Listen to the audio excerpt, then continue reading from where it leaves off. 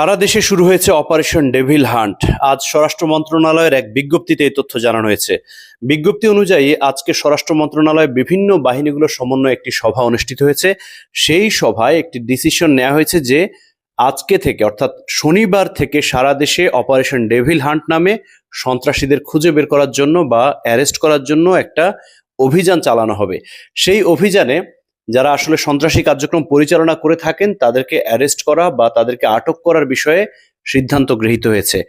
এবং গাজীপুর থেকে গত রাতে আপনারা জানেন যে পতিত স্বৈরাচারের একটা দল ছাত্র জনতার উপর হামলা করেছিল। সন্ত্রাসী কাজের সাথে যারা সম্পৃক্ত তাদেরকে ধরার জন্য, তাদেরকে অ্যারেস্ট করার জন্য এই অপারেশন ডেভিল হান্ট বা যে কোনো ধরনের সন্ত্রাসী কার্যক্রমের সাথে যারা জড়িত তাদেরকে অ্যারেস্ট করার জন্য অপারেশন ডেভিল হান্ট কার্যক্রম শুরু করা হবে।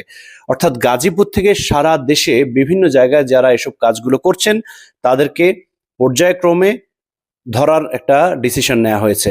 তাই যারা আসলে এই ধরনের কাজগুলো করছেন তাদেরকে অবশ্যই সতর্ক থাকতে হবে। আপনি আপনার পরিবারের সদস্যদের অবশ্যই যত্ন নেবেন। যারা আসলে এই ধরনের কাজের সাথে জড়িত তাদেরকে আটকে দেওয়ার চেষ্টা করবেন।